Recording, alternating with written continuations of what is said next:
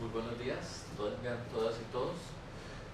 Pues gracias por estar aquí presente el día de hoy, en el último día de estas jornadas sobre actualización en temas de información, derecho a la información, privacidad de los datos y licenciamiento. El día de hoy pues contamos con una participación muy especial, ¿verdad? Vamos a hablar sobre datos abiertos. Hoy contamos con la participación del licenciado Ignacio Alfaro. Ignacio es abogado, especialista en temas tributarios, también especialista en acceso a la información, ¿verdad? Es parte del colectivo Abriendo Datos Costa Rica, también ha formado parte de la Comisión de Gobierno Abierto del Gobierno de la República, ¿verdad? En toda esta parte que es el acceso, el derecho que tenemos las y los ciudadanos para acceder a la información, que son datos abiertos, cuáles son nuestros alcances, ¿verdad? Y es muy importante porque es un tema que nos interesa en muchos lugares del mundo, ¿verdad? No es una iniciativa solamente que se preste en Costa Rica, sino que también se está dando en otros países, pero en el cual las bibliotecas, sobre todo las bibliotecas públicas, en realidad todas, pero las bibliotecas públicas, podemos tener un espacio o un accionar muy importante en el hecho de que, como hablábamos ayer, tenemos los espacios, tenemos a las personas que son las personas usuarias que asisten a las bibliotecas, llamémosle público cautivo, a las cuales nosotros podríamos llegarle para enseñarles cuáles son sus derechos, como la parte técnica también del tratamiento de datos, porque no solamente tener los datos, cómo tenerlos, sino que una vez que yo los tenga, ¿qué voy a hacer yo con esos datos? ¿Verdad? Y las bibliotecas contamos con esa posibilidad. También las bibliotecas públicas hacemos gestión pública con fondos públicos y podríamos abrir datos, podríamos evidenciar a través de apertura de datos los impactos que tenemos, cuánta es nuestra circulación, cuánta es el movimiento de la colección, cuánto es la cantidad de usuarios de préstamos que recibimos. Esa información que está pública para alguien que pueda decir, vea, mi biblioteca de mi comunidad se me está quedando corta, necesito mejorarla o necesito una segunda biblioteca. Pero si no tenemos esa información, pues no podemos justificar peticiones. En nuestro país yo pienso que somos muy emocionales, entonces hacemos juicios de valor y afirmaciones, más ahora en redes sociales, ¿verdad? Y decimos, vea, es que la biblioteca se están robando la plata de la biblioteca. ¿Por qué? Eso es un juicio de valor, algo muy emocional. Pero si tenemos datos crudos, abiertos, para demostrarlo, o bien para refutarlo, eso nos vuelve una sociedad mejor. Nos vuelve una sociedad donde el intercambio de opiniones y la construcción común se hace sobre hechos concretos y no sobre noticias falsas, que es lo que ha venido predominando y que sigue predominando. Entonces, estas iniciativas son muy importantes. Les pido por favor que pongan sus dispositivos celulares en silencio, ¿verdad? Para no interrumpir. Y bueno, vamos a entonces, Ignacio, la dinámica ha sido que sea más un conversatorio. Sí, exacto. Entonces, durante el transcurso podemos hacer preguntas, ¿verdad? Al final tenemos un cierre y luego pues tenemos un pequeño refrigerio. Ok, entonces, sin más, yo los dejo con Ignacio. Bueno, muchísimas gracias, buenos días. Este tema de acceso a la información y de datos y todo, realmente es un tema de ejercicio del poder. Y ahora vamos a ver cómo es a través del acceso a la información pública que se reparte diferente, se ejerce de distinta forma el poder. Y justamente por eso es que encuentra muchas veces resistencias. Y también encuentra muchas veces, digamos, falta de ejercicio de parte de quienes tenemos como ciudadanos y ciudadanas ese derecho, porque en el fondo también implica salir de una zona de confort. Y ya sabemos que la zona de confort no es confortable, es simplemente el terreno que yo conozco. Entonces vamos a adentrarnos a un terreno que de pronto en algunos aspectos no será tan conocido. ¿Cómo paso con aquí? Con las letras y ya, simplemente. Ok, perfecto. Okay. Bueno, en efecto, junto con Susana Soto, mi socia, hemos constituido Abriendo Datos Costa Rica. Es una iniciativa desde sociedad civil, una organización pues, desde sociedad civil, que lo que se ha dedicado desde hace unos 3 años, es una organización hoy, es a promover el acceso a la información pública, el acceso a los datos abiertos y de alguna forma también participar de un paraguas un poco más amplio que reúne todo esto que se llama gobierno abierto. Vamos a tocar algunos de estos temas, hay algunos conceptos pues, que de pronto es importante precisar y también deslindar muy claramente. A veces cuando uno habla de gobierno abierto suena como algo de gobierno y genera un gran rechazo, ¿verdad? O como mínimo suspicacia o desconfianza, ¿verdad? Entonces vamos a precisar esos conceptos para ver cómo los podemos usar. Todo lo que vamos a ver ahora son herramientas que podemos usar para construir una ciudadanía más fuerte, más plena, más completa, pero eso sí, activa. ¿Okay? Y activa no es solamente, a pesar de que hay campañas de activismo muy interesantes que se desarrollan en redes sociales, el activismo no es sumarse con el comentario número 780 a la noticia diciendo que barbaridad son unos ladrones. Eso no funciona. A lo sumo hace más ruido nada más. Primero, ¿qué entendemos por información pública? ¿Okay? ¿Ustedes qué entienden por información pública? ¿Algún ejemplo? ¿Algún concepto? Bueno, ayer se estaba hablando, digamos, de información que está en el registro nacional, eso es información pública. Correcto. Obviamente tiene ciertos controles, como que usar la cédula, cosas así, pero en sí el fondo es que cualquiera puede acceder a ella, o sea, no hay ninguna limitante. Perfecto, ese es un tipo de información pública, totalmente de acuerdo. La información que está visible en cualquier lugar pública, digamos, sin relación propiamente, digamos, con el gobierno, por decirlo así. Ok, bien. Okay. ¿Sí? Bueno, no, también en nuestro caso podría ser incluso los catálogos de las bibliotecas públicas, también es información que está ahí.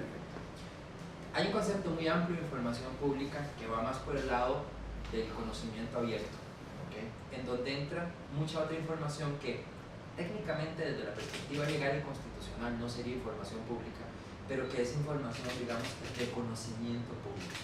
Hay muchas tendencias actualmente para que el conocimiento que se está generando desde la academia, desde las prácticas normales, digamos, del trabajo y las profesiones y las experiencias y los saberes, incluso, ¿cómo es que le llaman? Los saberes ancestrales. Hay una palabra, no es ancestrales, pero hay una palabra con la que le llaman que es recuperar toda esta sabiduría que existe en las comunidades, por ejemplo, sobre cosas que de pronto llegamos a decirles, mire, esto es así o así, pues tenemos 400 años de hacer esto de esta forma, ¿verdad? Ya sabíamos, por supuesto. Entonces, sí, todo eso es información de conocimiento público.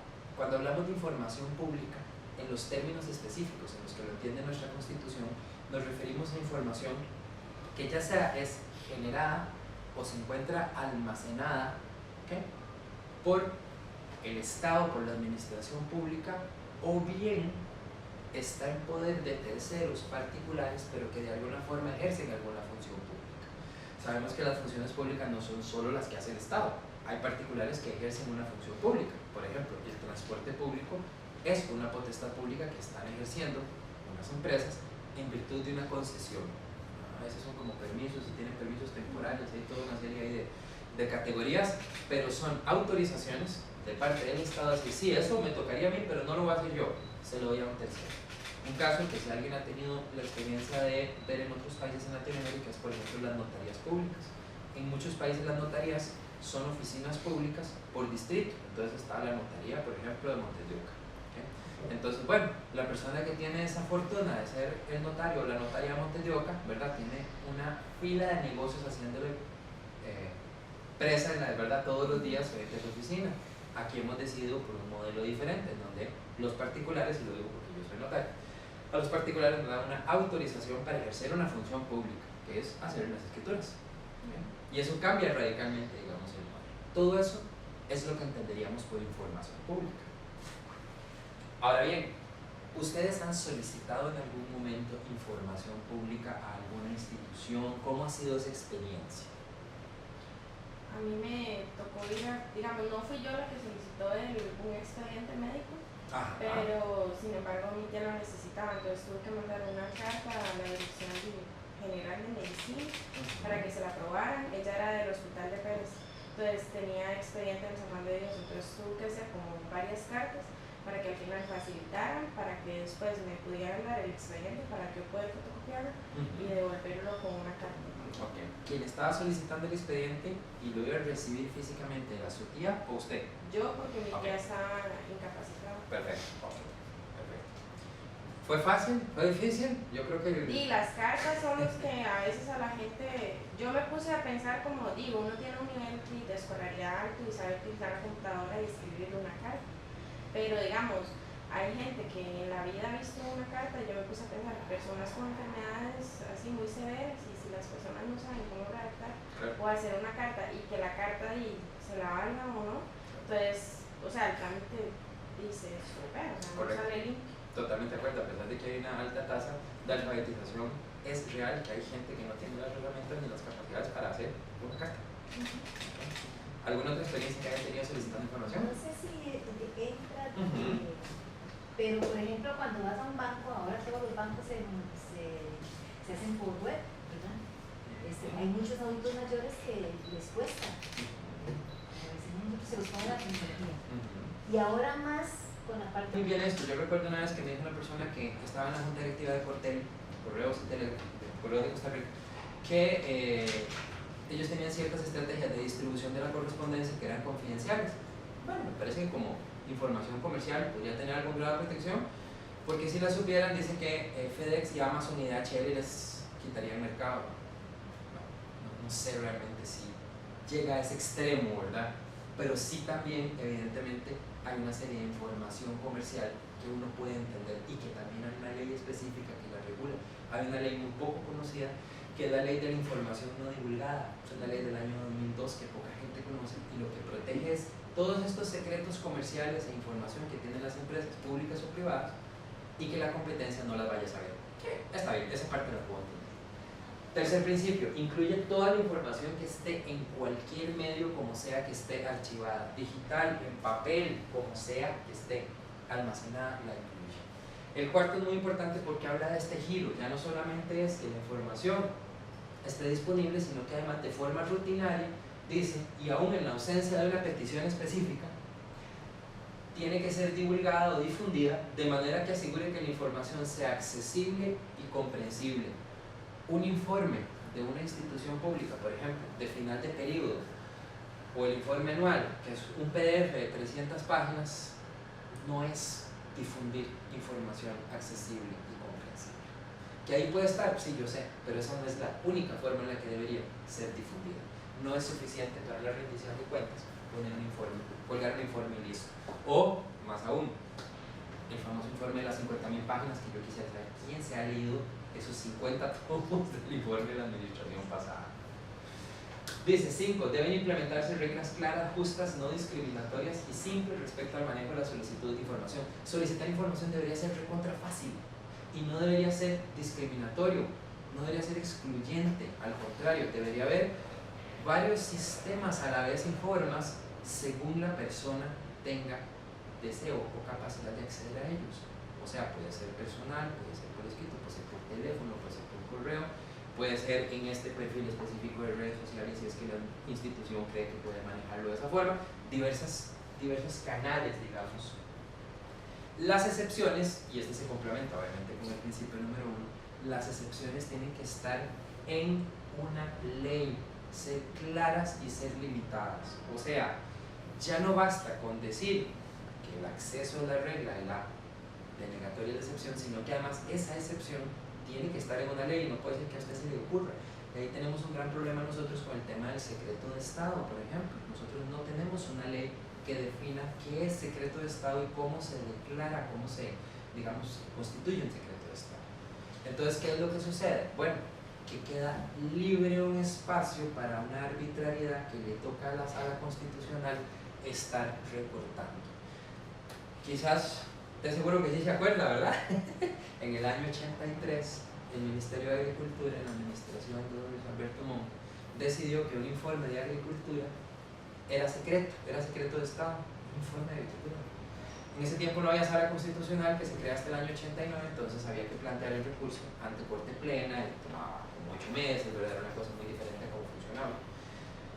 El informe finalmente fue liberado y lo que decía era lo que decía cualquier informe de agricultura de cualquier país latinoamericano de los últimos 80 años, que había problemas en el agro, dificultades en el transporte de mercancías, que no había acceso a créditos para tecnificar la agricultura, lo mismo de siempre. Pero bueno, se les ocurrió que no querían que ese informe fuera sujeto de críticas. Las excepciones por eso tienen que estar en una ley, para que no haya esos espacios de arbitrariedad, tienen que ser muy claras qué específicamente es lo que usted va a limitar, y tiene que además ser limitada, o sea, la excepción tiene que ser lo más pequeñita y restringida posible, ¿ok? Y justificada. ¿Por qué usted está? ¿Hay alguna forma en la que podemos cumplir con el acceso a la información sin tener que usar la excepción? No la hay, no hay ninguna otra forma. Ok, usémosla. ¿Okay? Séptimo principio, la carga de la prueba para justificar la negativa le corresponde a la institución. Yo pido la información, no tengo que probar que la información es pública. Correspondería a la institución decirme por qué me está negando la información, que puede haber razones muy válidas. Recuerdo cuando se estaba haciendo el proyecto de la famosa cárcel de Pocosí, una persona solicitó el expediente de la licitación, bueno, perfecto, junto con los planos de la cárcel. Ya entramos como en un punto, ¿verdad?, donde la misma sala fue la que dijo, no, me parece que ya los planos no. ¿Okay? Creo que lo que usted necesita es saber todo lo que quiera, y para eso está el expediente de la contratación, pero específicamente los planos, no. ¿Okay? Entonces, parte de ahí es donde nace, digamos, esa necesidad de que sea el Estado quien justifique esa negativa. ¿Okay? Todo individuo tiene derecho de recurrir cualquier negativa o obstrucción de acceso a la información ante una instancia administrativa y una judicial. Bueno, tenemos una judicial, la Sala Constitucional, a través de su recurso de amparo. Tenemos más o menos una instancia administrativa. Les digo más o menos porque, vamos a ver, en algunos casos la Defensoría juega un poquito ese rol, pero es más un rol de instancia. O sea, la Defensoría dice, por favor, entréguele a esta persona esta información, pero bien la institución podría decir, ¿usted cuántos más? Como dicen, perdón, no grabar y ya, entonces hay que volver a la Sala Constitucional. Sin embargo, ahora hay un nuevo decreto desde el año pasado que promueve el acceso a la información pública, por lo menos en la administración central. Cuando hablamos de administración central hablamos de Poder Ejecutivo, sus ministerios y dependencias. O sea, no incluye ninguna autónoma, municipalidad, bancos, nada. Solamente, o sea, Ministerio de Agricultura y el, ¿cómo se llama esto de semillas que tiene? Semillas, no tiene nombre. Y un centro también de investigación tecnológica que tiene el MAC, porque eso lo incluye porque son dependencias de ese ministerio. Entonces, hay una instancia administrativa reducida que ahora vamos a ver, y siempre está la judicial. Y obviamente toda persona que intencionadamente, y ojo esto de intencionadamente, debería haber un deseo de decir no, o sea, un poquito como eso de que esa persona tenía la capacidad de dar ese presupuesto y sin ninguna justificación legal dice no. Ok, ahí usted está teniendo una intencionalidad de bloquear el acceso a esa información, y eso debería tener alguna sanción. Hay una ley que es la única que hay que regula un poquito el tema de acceso a la información, que es la ley reguladora del derecho de petición, ley 9097. Por lo menos lo que establece es un poquito los mecanismos, pero sí tiene muy valioso, que establece que quien obstruya el acceso a la información pública, por lo menos en la información que esté ahí ya disponible, digamos, que era como dársela al punto, como el presupuesto, digamos, podría ser sujeto a una sanción económica de una multa de un 5% de un salario base.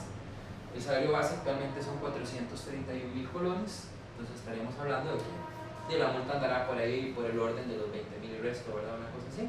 Bueno, me parece que no es una cosa enorme, pero yo creo que nadie quisiera que le quiten del sueldo 20.000 colones por una multa de este tipo. Díganme. Te iba a decir, si yo soy mandada, ¿cómo me van a multar? Deberían de multar más bien a la entidad que me está... Usted fue mandada para bloquear el acceso a la información, o sea, un superior le dijo no entregue eso. Correcto, digamos. Es que evidentemente, porque entonces no es usted la que está haciendo la obstrucción viene de una orden superior. Si desde la jerarquía dice, por ejemplo, no entregue esta información, el problema se lo come la jerarquía. Ahora, si usted no tenía ninguna instrucción de bloquear el acceso a la información, o digamos no usted, digamos, si la persona funcionaria decidió, porque le pareció que a usted que le importa y por qué le va el presupuesto, ¿verdad? Bueno, ok, ahí está tomando una decisión que no está respaldada en un acto administrativo, ni evidentemente en ningún tipo de norma, sobre la cual tiene que ser responsable. Pero si están dentro de las políticas internas de la institución. Bueno, usted está en cumplimiento de una orden. Si usted no está en cumplimiento de una orden que impida la entrega de esa información, usted está actuando en lo individual, ¿verdad? Y en esa actuación individual, esa persona funcionaria decidió violarle un derecho a un tercero. Ok. Asuma la consecuencia. ¿Ok? No le niego que hay un marco legal muy incierto y escaso. Y ese es un problema que ahora vamos a hablar. Porque yo también he entendido, digamos, desde la posición de quien está en la función pública, como me dijo una vez un colega, vea, si yo doy la información, dice, y no tenía que darla, me sancionan. Y si no la doy y me meten un amparo y lo ganan, me sancionan. Entonces, sí, o sea, entiendo evidentemente que hay una gran incertidumbre y justamente eso no tiene razón de por qué debe haber una ley de acceso a la información para proteger a las personas funcionarias públicas. Sí, también. Sí. La sanción, digamos, bueno, obviamente se sanciona al sujeto o a la persona que ha sido responsable, Sí. pero a mí como la persona que solicité la información, ¿cómo se me atribuye? ¿Se nos obliga a darme la información? Sí, claro. Ah, Claro, bueno, sí, claro. Justamente en el momento que se demuestra que hubo una negativa a suministrar una información que era pública y que debía, o sea, que había el deber de suministrarla, en ese momento dicen, bueno, ok, denle la información. A ver, recordemos que las órdenes judiciales son órdenes, ¿ok? Es la policía la que llega y agarra, ¿verdad?, de las mechas, como digo yo a la gente. Entonces, la orden es, entregue la información. Que podría ocurrir que la información, que la institución diga, no. Ok, sí, podría ocurrir, pero ahí tenemos un grado ya más complejo de situaciones donde está desobedeciendo una orden de un juez y eso configura delito. Lamentablemente hay un estudio mismo en la Sala Constitucional de que hay un porcentaje importante de resoluciones de la Sala Constitucional que no se obedecen y que no tienen ninguna consecuencia, y eso es grave. Porque si la última autoridad judicial da una orden y no se respeta, nada pasa, ¿dónde queda el orden y la certeza jurídica? Sí. Tengo una consulta con Sí. relación a lo de la ley de acceso público. Esto de la ley viene hace rato, ¿verdad? Entonces, bueno, está en la corriente legislativa. No sé en qué estado está, tal vez usted Sí, pueda claro. decir. El argumento, yo he preguntado por qué nosotros no tenemos una ley de acceso público. Y el argumento, la respuesta es que como nosotros en la Constitución nuestra dice que todo ciudadano tiene derecho de acceso a la información, entonces, de alguna manera, eso ya, digamos, el ciudadano está protegido desde la Constitución. Pero no obstante, bueno, ¿hace cuánto se hizo la Constitución y cuántos años han pasado y que las cosas han evolucionado? Pero normalmente esa es la respuesta que dan. Sí. Bueno, y los votos de la sala cuarta. Que son súper buenos, entonces ¿para qué? Entonces, como que, a ver, cierto sector del gobierno considera que no es necesario ley de enriquecimiento ilícito, o sea, esta ley de petición, o como que hay ciertos mecanismos para que el ciudadano pueda ejercer ese derecho. No obstante, no es así tan fácil. Porque, a ver, si usted llega a una escuela y usted pide las actas de, no sé, de la asamblea y dice usted es un ciudadano y las actas son públicas, pero no es así tan fácil que yo voy a decir así, tome, pues usted quién es y para qué efectos. Entonces, yo puedo interpelar a una persona que llegue a solicitarme la información y le digo, bueno, aquí hay un procedimiento, un proceso para que usted vea esas actas o se lleve las actas, si fuera el caso. Entonces, hasta dónde sí, hasta dónde no. Okay. Y esa es otra. Y la otra, con relación a secreto de Estado y secreto bancario. Entonces, ¿qué diferencia hay de una cosa y la otra? Okay. Vamos con lo primero. Sí ha habido varios proyectos en efecto. No es sino hasta el 19113 que se presenta en el año 2012 o 13. Ese proyecto, digamos, es el primero que sí regula como integralmente el moderno derecho de acceso a la información. Antes había algunas iniciativas como ley de transparencia, iban como algunos elementos, digamos, que dan alrededor. ¿Por qué van alrededor? Bueno, porque no contemplan todos estos principios. La 19113, a pesar de que hay algunas críticas que se le podía hacer al proyecto y que en efecto cuando lo vimos en la Comisión de Gobierno Abierto se las hicimos, digamos que sí contemplaba en términos generales estos principios. Porque vamos a ver, como ustedes ven ahí, digamos, hay una obligación del Estado de estar difundiendo información, o sea, de promover ese derecho. Eso no está en la Constitución. O sea, el gobierno perfectamente podría decir, a mí que me pidan y yo le doy. Bueno, pero es que no es solamente eso. ¿Okay? Los mecanismos que tengan que ser establecidos, que no sean discriminatorios, tampoco están en la Constitución. ¿Okay? Incluso, vean un tema muy simple que sucede. En los sitios web institucionales, prácticamente todos tienen un famoso formulario de contacto. Usted escribe y si tiene mucha suerte le aparece durante 1 segundo y medio una pantallita que dice su mensaje fue recibido gracias a Dios. Listo. ¿Cómo prueba usted que solicitó algo? No tiene nada. Mientras que cuando éramos en papel, nadie entregaba un oficio sin su recibido. Entonces, sí, hay varios proyectos hasta el 19-13 que ya se salió de corriente legislativa porque se le venció su periodo cuatrinal, entonces ni modo, ya quedó archivado. Tenemos 2 más, uno que presentó propiamente el Poder Ejecutivo en la administración anterior, va más o menos en la misma línea, hay algunas diferencias ahí pequeñas, importantes, pero hay algunas diferencias, y hay un segundo proyecto que se presentó en esta legislatura que, a ver, los 2 van más o menos por la misma línea, creo que de ambos se podría hacer un mix bonito e interesante, pero ese es el estado que tenemos. Tenemos 2 proyectos en corriente, uno ya vencido y un montón de iniciativas alrededor. Okay. Ahora, segundo punto. Me preguntaba usted sobre que dicen que no es necesario. Ok, sí. En efecto, yo lo he escuchado, incluso los argumentos van por ahí, ¿verdad? Es cierto que la Sala ha hecho una labor muy importante, pero es muy importante entender que la Sala Constitucional entra porque el derecho no fue cumplido, o sea, es un remedio ante la violación del derecho. Entonces, como un principio básico, lógico, digamos, de ejercicio del derecho, yo no puedo pretender que la prueba y el marco de ejercicio del derecho sea la herramienta que yo uso cuando ese derecho está violado. Y les pongo un ejemplo muy sencillo.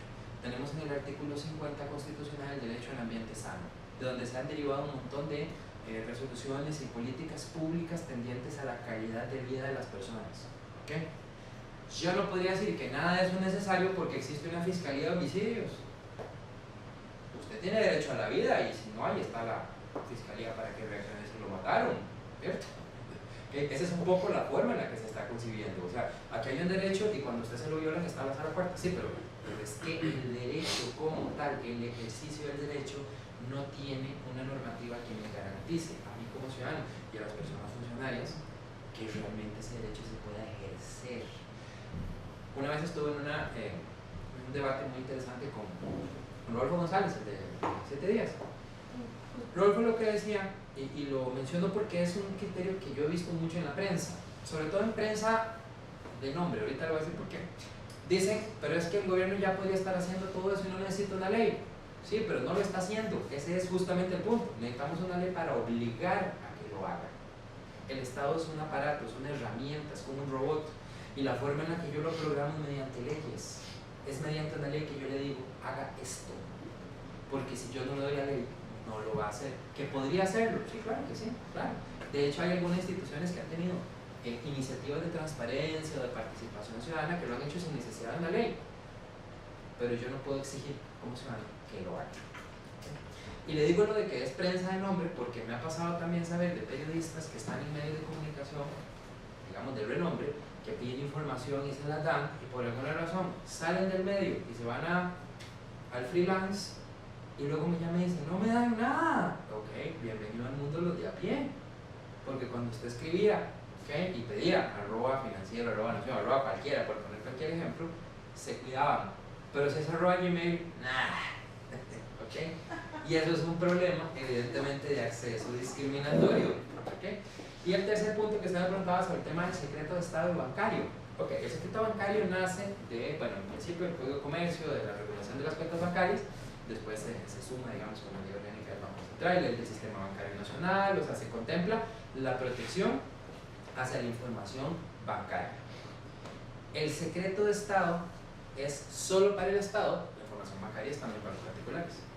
El secreto de Estado es solo para el Estado y en la legislación comparada y en la jurisprudencia constitucional se ha entendido normalmente que es para situaciones de relaciones internacionales, cuestiones que pudieran poner en peligro la seguridad interno, la seguridad del país, que por ahí anduvo el tema de lo de la cárcel, ¿verdad? Como, es que creo que si le doy los planos, yo no sé, en ese tiempo no habían dado Prison Break, pero siento que no es tan buena idea darle los planos de la cárcel, ¿verdad? ¿Okay? Normalmente va por la línea de esos dos, o el tercero, digamos, que sean temas propiamente estratégicos de política pública, económica en particular, que pudieran generar una ventaja indebida revelándose a destino. Hay una pequeña zona en donde parece que chocan o que parece que se superponen, que es el tema en cuanto, por ejemplo, a las políticas del Banco Central. ¿Okay? Eso realmente no tiene nada que ver con secreto bancario. El secreto bancario es sobre el dinero que está en las cuentas bancarias o la información relacionada con las cuentas bancarias. De lo que estamos ahí hablando es de un tema de confidencialidad o secreto de Estado de las políticas públicas, ¿verdad? Para que no causen una ventaja indebida, digamos, en terceras personas. Es muy cuestionable, la sala ha resuelto un amparo sobre si eran o no secreto las políticas que utiliza el Banco Central para definir cuándo interviene o no en el mercado cambiario.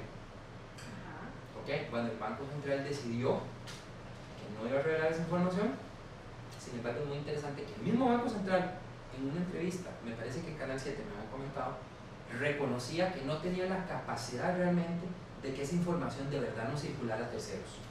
O sea, en otras palabras, en realidad alguien podría enterarse. Entonces, la sala decidió que era confidencial. Sin embargo, es una tesis muy cuestionable sobre si las políticas de fijación, como una regla básica del mercado cambiario, deberían ser secretas. Quizás, y por lo menos yo comparto esa posición, me parece que sería más seguro para todos los actores económicos que supiéramos cuándo el Banco Central va a sacar de sus reservas y cuándo no. Porque así entonces uno ya sabe por dónde va a andar el tema de la fluctuación del dólar. No es que me diga, ¿ok? ¿En qué día? No, es que, por ejemplo, como el tema de las bandas. El tema de las bandas en el fondo es eso, es simplemente definir, ok, si se sale de este rango yo intervengo. Ok, perfecto, ya tengo la primera regla. Ok, yo intervengo, ¿hasta cuándo? ¿Cuánto? ¿De dónde? O sea, ese es el detalle, digamos, que quisiéramos saber. No estamos hablando, y yo esto lo comento de oídas porque no me consta, digamos, porque yo no ni tengo la información, pero recuerdo el chisme de cuando iba a pasar el dólar de 8.60 como a... ¿Cuál fue el brinco primero grande? No me acuerdo cuándo fue el brinco primero grande, pero que en ese primer brinco hubo algunas personas que de alguna forma se enteraron, vendieron su casa, la convirtieron en dólares y en cuestión de un mes se hicieron millonarios. Bueno, no sé, pero sin duda alguna eso no hubiera pasado con una política de fijación de tipo de cambio absoluta y totalmente pública, porque todos hubieran podido participar del juego, digamos. Bueno, ¿Okay? digamos, como un ejemplo reciente, el pleito que tiene Links con Aresat, por ejemplo, por el pago de los marchamos, ¿verdad? Particularmente motocicletas. Sí. Entonces, igual. O sea, Sí, por la siniestralidad. Exactamente. Entonces, el Links dice, no, ¿cómo es posible que a mí no me dijeron, que no me informaron? Los otros dicen, hey, nosotros somos los que regulamos y fijamos. Pero, ¿verdad? Entonces, ¿hasta dónde dice uno? Bueno, ¿hasta dónde aquellos deberían informarle a estos para que, pero estos dicen no, y entonces se va a atrasar el pago de los marchamos, y bueno, no sé si aliviarme o no de eso, pero digamos yo como ciudadana digo yo, bueno, y nosotros, ¿qué papel jugamos ahí, ¿verdad? Los ciudadanos, sí. Importante. Por eso les decía que es un tema de poder, porque al fin y al cabo, posiblemente este problema no existiera si yo pudiera elegir mi seguro obligatorio con cualquier prestador de seguros. Por supuesto, claro. Se acabó el problema. Totalmente de acuerdo, Ignacio. O sea, igual como los servicios de salud. Correcto. O sea, muchas cosas. Esa es una discusión que es... Como está Colombia, por ejemplo, que yo digo, bueno, yo tengo tanto dinero, voy a comprar un seguro que yo tengo. Bueno, en Uruguay también, y hay no una sé qué. iniciativa muy interesante porque en Uruguay quienes tienen su seguro médico del Estado pueden elegir con cuál prestador médico se cubren. O sea, el seguro es un verdadero seguro, digamos. Entonces, en vez de estar condenados a sufrir a las 4 de la mañana, pues deciden en cuál clínica se atienden, ¿verdad? Entonces, en Uruguay, la Intendencia de Montevideo trabajó junto con sociedad civil la creación de una plataforma que se llama Tu Servicio, que le permite a las personas saber todos los prestadores autorizados, cuántas camas, cuántos especialistas, en qué horario, cuántas horas al año abre, cuántos servicios complementarios tiene para que la gente tome una vez al año, que tiene que haber alguna estabilidad, digamos, una vez al año, su decisión de con cuál prestador médico se queda o a cuál se va. A mí me encantaría saber la lista de espera. Me encantaría saber cuál es el horario exacto y preciso de disponibilidad de las especialidades. me encantaría saber cuántas camas hay disponibles por hospital. Y volviéndolo al tema de la información de la biblioteca, recuerdo cuando estaba aquí abajo, unos metros hacia abajo en la Facultad de Derecho, nos decía un profesor, vea qué importante es el dato, por ejemplo, uno muy sencillo. No importa la cantidad de libros que se prestan, no, nada más cantidad de alumnos versus cantidad de sillas. Estamos hablando de los años 90, ¿verdad? No teníamos internet, o sea, lo que teníamos era una compu que decía expresión booleana. Ok, eso era lo que había. Entonces, ¿eso qué nos da ese dato? Ok, que cada estudiante tenía 10 minutos de un cuarto de silla. Ok, tenemos un gran problema de acceso a la información en esa biblioteca. Entonces, todas esas transformaciones, digamos, son las que hoy en día hay que regular diferente y que sin una ley de acceso a la información queda a los criterios que poco a poco vayan cambiando, si es que quieren o no, y ahora vamos a ver un fallo ahí en donde no cambió. Todo esto evidentemente incide en la gestión de la información, esencial para profesionales en bibliotecología. Si no hay una adecuada gestión de la información, nada de esto puede funcionar. Hablamos de la disponibilidad, de la conservación, del tema de los formatos, todas las cosas que ustedes saben mejor que yo, por supuesto, y que si no interviene en la adecuada gestión de la información, bibliotecología, pasa lo que me dijeron a mí una vez en una oficina pública, es que esa información no se la podemos dar porque está en Lotus. ¿Quién se acuerda que era Lotus? Ay, no. Era el abuelito, por decir, si no tatarabuelo, de Excel. En la época de Print Master. Entonces, por supuesto que si no hay una gestión eficiente de la información, no puede estar disponible para ser consultada, obviamente. Y va a desaparecer, como van a desaparecer dentro de 20 años, cuando quieran reconstruir todas las conferencias de prensa, van a decir, es que estaban en Facebook, y como Facebook lo compraron los chinos y desapareció, ya no hay nada. Digo, puede con 20 años borrar, ¿Cómo fue grabado en VH? ajá, afuera. Correcto. Betamax. ¿Para qué usamos la información pública? Que la información pública tiene una enorme cantidad de usos. Se suele ver únicamente como la parte de la fiscalización, que es un poco la visión que a veces se adopta de la función pública. O sea, si quieren saber es para criticarme. No necesariamente. Hay muchísima información y les pongo un ejemplo muy sencillo. Hace casi ya 2 años hicimos un proyecto muy bonito con el Poder Judicial tendiente a que hicieran su sitio o su portal de datos abiertos. La información o los datos que se iban a consultar ahí se consultaron con la población destinataria y la población que dijo, sí, presupuesto y todo eso nos parece interesante, pero por ejemplo nos interesaría muchísimo saber la ubicación y las tendencias de los femicidios para efectos de que como sociedad civil podamos hacer un apoyo a la política pública de protección a la mujer. No es para criticar a nadie. Entonces, hay funciones o posibilidades de fiscalización, sí, es muy importante obviamente, pero también de construcción colectiva de política pública, de aprendizaje, de negocios, ¿okay? A pesar de que no son datos abiertos, lo dejo muy claro esto, el modelo bajo el cual todos generamos información cuando utilizamos Waze y nos permite saber si hay o no hay una presa más adelante, se basa en eso. ¿Ah? O sea, correcto. Se basa justamente en eso, ¿okay? En que hay una generación de información que está en disponibilidad de todas las personas para una oportunidad de negocio y una herramienta que es realmente muy eficiente, ¿verdad? Evidentemente conducirse sin Waze asegura grandes demoras, ¿verdad? En nuestro país tenemos entonces en el artículo 27 y 30 el derecho de acceso a la información desde esa visión antigua, o sea, garantizando el derecho de petición. Yo puedo solicitar información.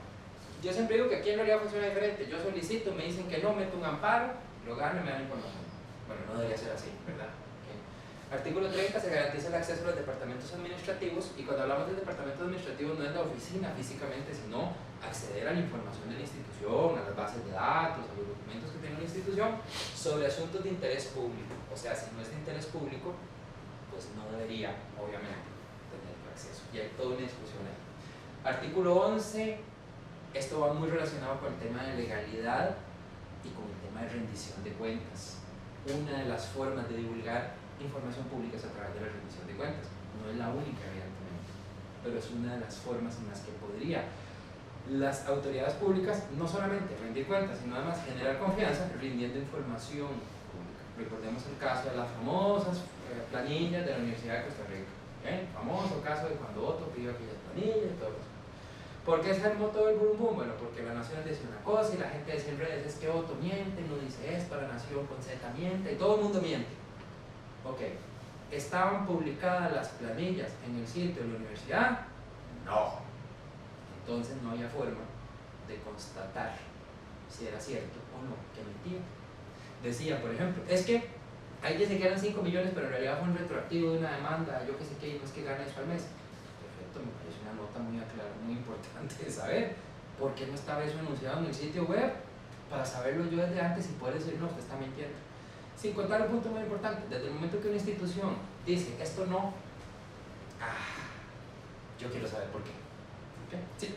Yo creo que eso de las planillas, no sé si fue aquí o en otro país, que empezaron a publicarse lo que se ganaba en el sector público. Ajá. Que dicen que fue cuando empezó a dispararse los asaltos y los secuestros. No hay que se evidencia, basaron en no eso. hay evidencia de eso. Era lo que se decía. No hay una prueba sobre eso, inclusive México, que tiene evidentemente índices mucho más graves que nosotros, de homicidios, secuestros y desaparición de personas, tienen sus salarios publicados y no se debe a eso. O en otras palabras, como le dije una vez a un tío mío que era directivo bancario, me decía, mira, es que yo puedo estar en riesgo, Mike. Si yo soy secuestrador y no sé que un directivo bancario gana bien, mejor me dedico a otra cosa. Yo no necesito saber el dato exacto. Hay que mentir bien. ¿Ah? Hay que mentir bien. Sí, o sea, a ver, por eso pasa el trabajo, ¿verdad? Okay. Artículo 9, la participación Ahí ciudadana. está una biblioteca para el delito. Bueno, porque no se fija, por Dios, o sea, eso funciona completamente diferente, como dice siempre Susana en las exposiciones. Ese chequeo, ¿ok? De que hoy está en Orlando, mañana está en Cancún, pasado mañana fue a Grecia, después fue a conocer Turquía y el tour de Tierra Santa, y qué hermoso Japón, o sea, ok, ahí platica, ¿ok? Y que mi bendición, y entonces ponen el carro que se compró, el Señor me bendijo, perfecto, ¿ok? Por ahí hay un riesgo mucho más. Artículo 9, el tema de la participación ciudadana, el acceso a la información también sirve para participar como ciudadanos, porque no podemos participar si no sabemos de qué están hablando. ¿Okay? Y artículo 33, el tema de que no haya discriminación, también el derecho a acceso a la información le corresponde a las personas que no sean nacionales, que estén en cualquier categoría migratoria, incluso como meros turistas. ¿Okay? ¿Por qué? Porque es un derecho de las personas. ¿Okay? Refugiados, residentes, lo que sea, es un derecho humano. Como hay que volver a decir 30 veces que los derechos humanos son de los humanos, no de los ciudadanos. ¿Okay? Sí. ¿No hay algún caso donde, digamos, la información esté bien dársela a un nacional, pero que el gobierno diga, no, a un extranjero esta no, por, digamos, temáticas de hasta secreto de Estado, que, o sea, no puede haber algún choque? O sea, yo conozco muchos casos en donde ha habido denegatorias de acceso a la información para personas extranjeras, en particular a refugiados, porque no tienen, digamos, una adecuada identificación contra migración. Eso es muy frecuente. No conozco un caso, no sé, me costaría como imaginar realmente un caso en donde un secreto de Estado fuera un secreto solo entre nosotros, ¿verdad? O sea, si es secreto de Estado, es secreto de Estado, pero la autoridad pública, ¿verdad?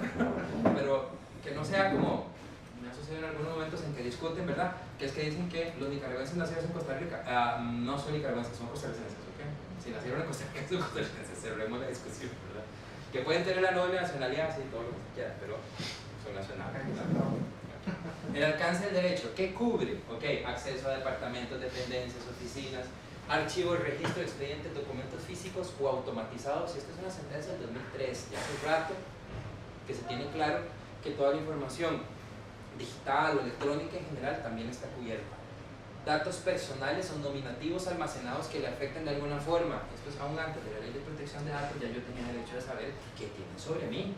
Ignacio, ahora Sí. tocando el punto de bibliotecas y archivos, que se supone que nosotros también debemos facilitar esa información.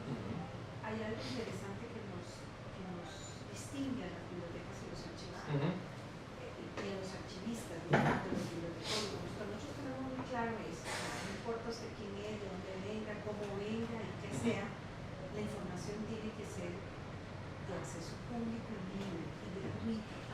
Además, gratuito. Sí, correcto. ¿Okay? El tema de los archivos es muy interesante porque no es así. Entonces, yo no sé si has tenido la oportunidad de ir al Archivo Nacional para consultar algo de los protocolos o qué sé yo. La información se vive. Ok, ese es un tema ahí diferente y ahora hay una sentencia muy interesante sobre el INEC, sobre el Instituto Meteorológico recientemente, que el semanario Universidad le ganó un amparo.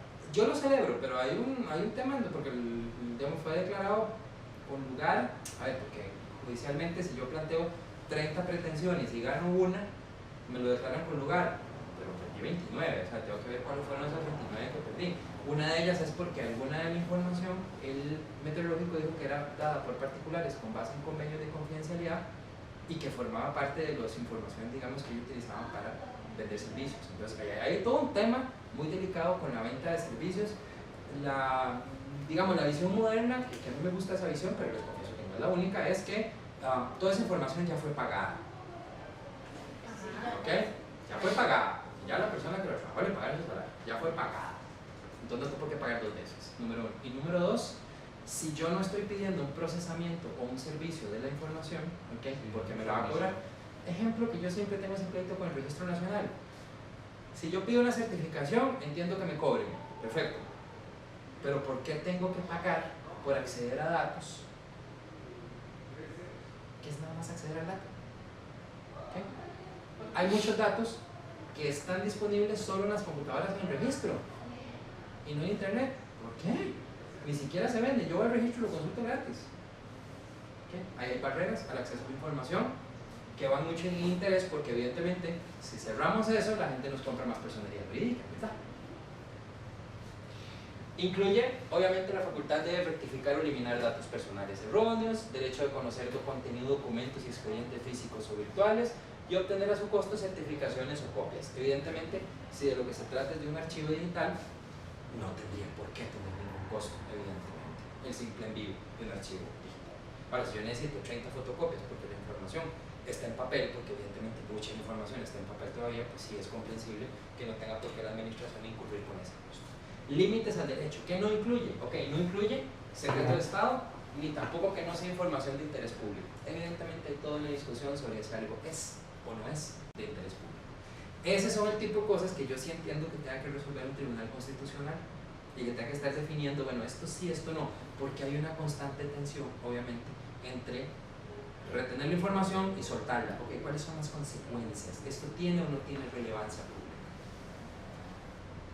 Tenemos la ley 9097, esta presentación te la voy a dejar ahí por si se les puede circular, y la 8220 tiene un poquito algunas cosas también, pero sobre todo más para la hora de publicidad de trámites, o sea que nos recuerda que desde el año 2002 todos los trámites son públicos, por eso es que ya ahora cuando hacemos un trámite solo vamos una vez porque ya sabemos cuáles eran los requisitos y no cambian, digo yo, ¿verdad? Bueno, hay que trabajar mucho sobre eso todavía, porque siempre que usted llega y dice, es que está desaparecido el sitio, es que además tiene que aportar esto. Sin contar que además se elimina un requisito y se transforma. Ustedes han visto eso, ¿verdad? Se eliminó en el 2008 la cédula jurídica como documentito, ¿verdad? Excelente, uno menos, entonces ahora piden certificación del número de cédula jurídica. Siempre queda el campito, hay que llenarlo con algo. Ok, tenemos un decreto de acceso a la información pública 40.200 que promueve todos estos principios que vimos dentro de la administración pública centralizada, ministerios y sus dependencias. Bien, fue un decreto que se trabajó desde la Comisión de Gobierno Abierto, y digo bien, no porque lo hayamos trabajado nosotros, porque creo que sí refleja los principios. ¿Que puede ser mejorable? Sin ninguna duda, obviamente, y ojalá así lo sea. Hay una directriz también tendiente a implementar esos principios dentro del resto del Estado. Una directriz es básicamente vieras que te agradecería mucho si pudieras hacer esto. Eso es básicamente una directriz. ¿Okay? Se supone que tiene que ser contemplado dentro de los planes institucionales y bueno, como los planes son a veces de 5 años o de distinto tamaño, entonces van poco a poco incorporándose, digamos, dentro de los planes de las instituciones. Y hay también una directriz de acceso a, un decreto de apertura de datos públicos, el 40.199, que promueve los principios ya no de acceso a la información, sino de datos. Vamos a hablar ahora de datos para saber bien de qué estamos hablando. Bueno, de una directriz igual para instar, ¿okay?, al cumplimiento de esos decretos. El dato, este gráfico, esta imagen de Mark Johnston a mí me encanta porque permite entender con mucha claridad qué son los datos y las implicaciones que tienen. Estos son los datos. Si yo no tengo la capacidad técnica para trabajar con datos, o en mi caso no tengo la capacidad técnica para trabajar con huevos de harina y hacer algo distinto de un reguero, entonces no puedo trabajar con los datos. Necesito que alguien que sí sabe convertir esto en información lo trabaje. Yo podría consumir esta información. Digamos que esto sería el informe de la institución anual. Aburrido, horrible, pero ahí está la información, como un queque seco. Esta es la forma en la que la información se hace atractiva. ¿Okay? De aquí pueden salir muchas cosas. Puede salir un queque, como puede salir un paquete, exactamente, que es algo diferente. Entonces, de los datos yo puedo sacar distintos tipos de información, distintas conclusiones, y puedo presentarlo igual así en todo re bonito con la miel de maple y con fruta y todo, ¿verdad? Muy bonito. Y no es sino hasta que es consumida esa información que fue presentada de forma agradable que se convierte en conocimiento. Por eso, listo, ya con eso entendemos claramente de qué estamos hablando cuando hablamos de datos. Es la materia prima con la que se genera la información. No es información en sí misma, es la materia con la que se genera la información. Desde hace algunos años se han reunido distintas personas que abogan por los datos abiertos para establecer cuáles son las reglas comunes para entender qué son datos abiertos. Les voy a poner un ejemplo de datos abiertos que no necesariamente es un dato abierto. Vamos a ver. Supongamos, ¿okay? Si ustedes tienen un documento en PDF, ¿okay? ¿Lo puede leer cualquier persona en su teléfono? ¿Sí o no? No precisamente, porque si no tiene la aplicación de Adobe, Si no tiene el reader de Adobe, no lo puede leer. Ahora, si yo tengo un documento en Word, no lo puedo ver si no es con Word. ¿Okay? Si es un TXT, la gama de programas que podrían acceder a leer ese TXT es mucho más amplia. ¿Okay? No necesito una licencia entendida como el derecho de uso de un programa de cómputo, distinto de todo lo que viene en tierra. No necesito una licencia para poder acceder a esa información, a esos datos. ¿Okay? Entonces, los datos abiertos son realmente un estándar técnico, una serie de parámetros técnicos y un estándar legal, una serie de reglas legales que aseguran dos cosas que son esenciales: la capacidad de interoperabilidad, que esa información pueda ser accesible, consultable por una enorme cantidad de plataformas tecnológicas, digamos, para hablar en términos muy amplios, pero además que tenga la capacidad de tomar esa información y transformarla, trabajar con ella, analizarla. ¿Okay? Porque si ya viene en forma de un informe, yo tendría que ir a hacer como, ¿cómo se llama eso? Como ingeniería inversa, le llaman, ¿verdad? Yo tendría que ir del documento para atrás a armar los datos, ¿okay? Lo cual evidentemente me puedo equivocar sin ninguna duda, y es un retrabajo, ¿no? Eso sucede mucho en las instituciones, ¿verdad? Que hay una base con alguna información de la cual sale un informe y otro, y luego todos estos informes se vuelven a tomar en otro informe que se hace en un Word, se imprime, se firma, se sella y se escanea en forma de imagen. Y se puede Estando perder los la datos, claro. Y se puede perder la página. Por supuesto, exactamente. Entonces, lo que buscan los datos abiertos es que el dato, esa unidad mínima de información con sentido, ¿okay? Puede estar disponible de forma muy amplia para ser retrabajada.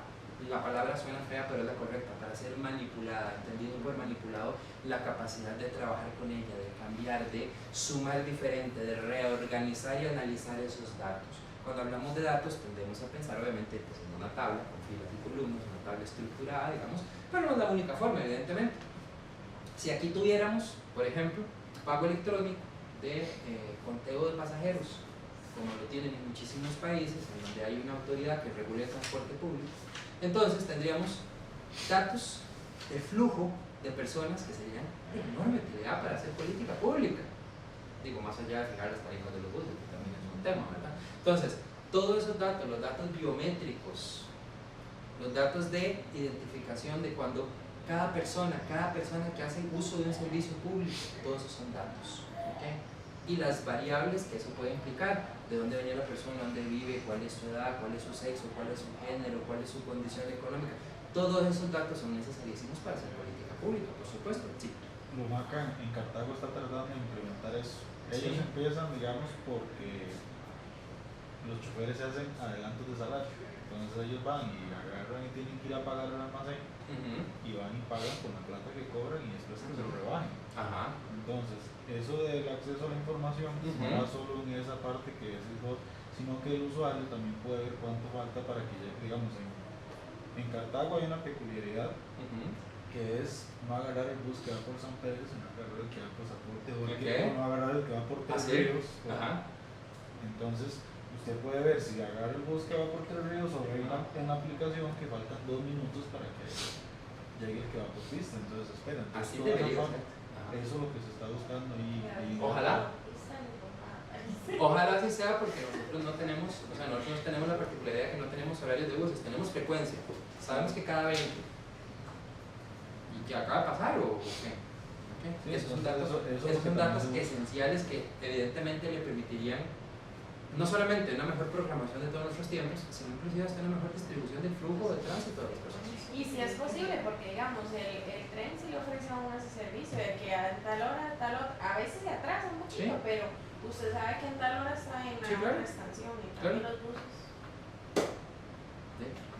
Por eso es un tema político también, ¿verdad? Ok, entonces se han definido 6 características básicas de los datos abiertos. Se busca que sean abiertos por defecto, o sea, que nazcan desde el momento que se genera o captura ese dato, nazca abierto, para que luego no haya que hacer retrabajos. Incluso, yo le agregaría un poquito, abiertos por defecto y de buena calidad, ¿okay? Porque tenemos, por ejemplo, en muchos bases de datos que no son comparables, porque en uno dice, en la parte de sexo, HM, y en otra base dice FM. Estamos listos. Hay que limpiar esa base, poder saber qué es normalizarla, exactamente, es parte de la limpieza de esos datos. Entonces, bueno, abiertos por defecto y de buena calidad. Oportunos y completos. Nada hacemos con estadísticas de hace 5 años. Ocupamos no las del año pasado, ni las de esta, las de ya. Ahora, evidentemente que hay datos que tienen un ciclo de generación más largo. Por ejemplo, los presupuestos, bueno, se generan una vez al año. Pero sin embargo, Contraloría tiene un sitio muy interesante donde se puede ver la evolución del gasto diario. Y ahí es donde uno puede ver si se han adjudicado contrataciones. ¿Cuál es el problema? Bueno, que la parte de la seguridad anda más o menos. Yo me encontré, por ejemplo, que se hizo una contratación una vez para efectos de emisión monetaria, o sea, emisión monetaria me refiero a moneditas, o sea, hacer monedas, y era 1,5 billones. Yo dije, pero eso aquí hay algo extraño. Y era, claro, por supuesto, era como el 80% del presupuesto de compras públicas. ¿Qué está pasando con esto? Y es que no era 1,5 billones, ¿okay? Eran 1.500 millones. Ah, claro. Pues, yo no le dije nada a Contraloría. Lo cuestioné por redes sociales y apareció corregido el lunes. Pero es muy delicado que eso ocurra. ¿Por qué ocurre eso? Porque digitan a pie las cosas. Porque si desde que naciera como abierto por defecto, los datos que jala Contraloría son los mismos de la contratación. No hay error, porque en la contratación estaba bien. Decía 1.500 millones, que yo sí entiendo que 1.500 millones se gastan en monedas. Sí, no, entiendo, claro. Pero no 1.500 millones de millones, ¿verdad?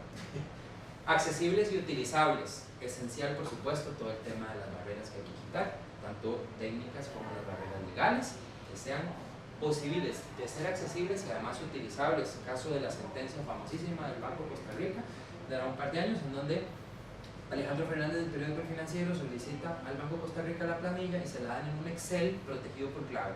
No puede sumar, no puede hacer nada. Reclame la vía al amparo y la sala lo que le dice, bueno, pero usted tiene ahí la información, bien la podría digitar. Tienen 55.000 registros. ¿Cuál es el costo en tiempo de digitar 55.000 registros? ¿Cuál es la posibilidad de equivocarse?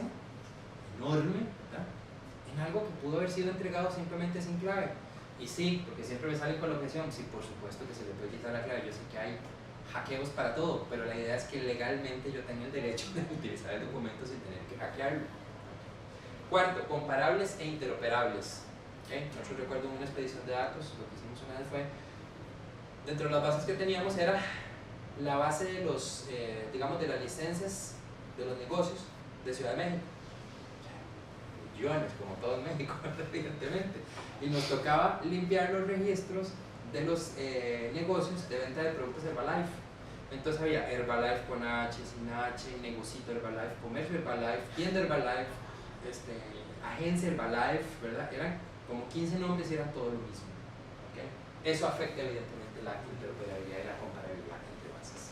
Para mejorar la gobernanza y la participación ciudadana, para el desarrollo y la innovación incluyente, los datos abiertos no son un capricho, son una herramienta para mejorar la gobernanza y la participación y para generar desarrollo e innovación incluyentes. ¿Okay? Sentencias relevantes de datos. Desde el 2006 a la Gaceta no se hacía con un formato, era un formato cerrado.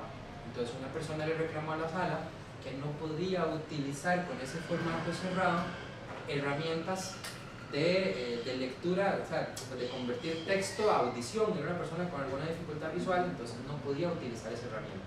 Y la sala le dio la orden a la Gaceta, a la imprenta nacional, pues, y dentro de la defensa estaba metido INTECO, que es una organización privada que vela por todo el tema de estándares y normalización, y defendía lo cerrado. Claro, también ellos tenían que ver ahí intereses económicos, ¿verdad? Obviamente es más fácil defender eso cerrado, sobre todo cuando es igual.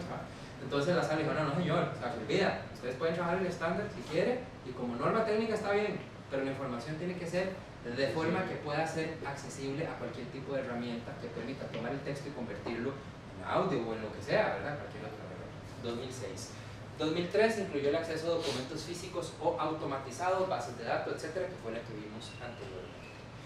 El famoso caso de la planilla del 2006, bueno, eso le hicimos un bochinche, un montón de organizaciones de sociedad civil, incluso tuvimos oportunidad, porque en ese tiempo estábamos con la Consultoría del Poder Judicial, tuvimos oportunidad de meter la puñeta sobre el tema. Había un par de magistrados presentes en esa reunión, particularmente recuerdo a Román Solís, que aunque no es de la sala constitucional, sino de la sala primera, pues es de los mismos, ¿verdad? Y se quedaba así como, y bueno, y después apareció, era un caso sin ninguna importancia, alguien que solicitó una información a la municipalidad en Santana, se la dieron, igual que el BCR, en una hoja protegida, y la sala dijo, no señor, de ninguna forma, tiene que ser accesible y manipulable. Entonces, bueno, aprendieron, y está bien que enmendaron la plana, pero después lo que puede suceder si definimos, si confiamos nuestro acceso a la información pública a solamente 7 personas. No sé si me adelanto, Sí. porque entre lo que mencionaba Ignacio de las características de los datos, ¿verdad? Que a veces incluso que hay una característica que no sé, tal vez Ignacio sepa cómo mejor nombrarlo, que es el estar preguntando no solo por la información de parte del funcionario que la entrega, ¿verdad? Poner límites, sino también preguntar, ¿y usted para qué la quiere? ¿Verdad? Que Hace poco hablábamos de que ya ustedes tienen claro de que la información es pública y no tiene por qué pues, saber ni para qué la quiere, ni quién la quiere, porque si es pública, pues podría estar al acceso a cualquier persona. Pero unos minutos atrás, usted me hablaba de las actas de la escuela y me decía, quería preguntar a la persona que quién era y para qué las quería. ¿Por qué? Si es información pública. Nosotros tenemos una directriz en la universidad que si esa información es efectivamente la gente la puede consultar, pero hay un procedimiento para hacer consulta de esas actas. Entonces deberíamos de estar en consonancia con esta directriz institucional. ¿Y la directriz institucional está en consonancia con la Constitución? ¿Está en consonancia con los principios de acceso a la información pública? Es un proceso, yo me lo dejé y yo digo, bueno, ok. Es un proceso de cambio. En realidad, si la información es pública no tendría ninguna importancia quién la solicita ni para qué. ¿Okay? Más aún, y ahorita, me guardo esto porque quiero que lo hagamos, el tema de que si puede ser alterado o no. Una consulta, en esto de las características del acceso abierto, ¿se considera como a futuro ver las partes de migración de formatos? Porque digamos, como usted decía, ahorita estoy trabajando con texto, pero tal vez en unos años sea texto versión 2 que ya no lea versión 1. Sí, claro. Entonces se debería obligar a las instituciones que estén con ese, o sea, agarrando los archivos viejos, migrándolos y que queden bien. Sí, para que no quede como todos los que tenemos. Estaban en acceso abierto en ese tiempo, si cambian no es mi culpa. Sí, para que no pase como todos los que tenemos guardados cassettes. Sí, pero sí se contempla. Ahí vamos a hacer participación digital. Sí, yo tengo un cassette. Yo tengo un cassette de mis primos con 3 años jugando. Yo tengo varios. Sí, definitivamente es parte del tema de la gestión de la información, el tema de la migración de formatos es re esencial y hay que estarlo haciendo continuamente sin ninguna duda. Porque pero sí se está estableciendo. Creo que ahí bibliotecología y archivos son los que podrían informar cómo van avanzando. Abiertos.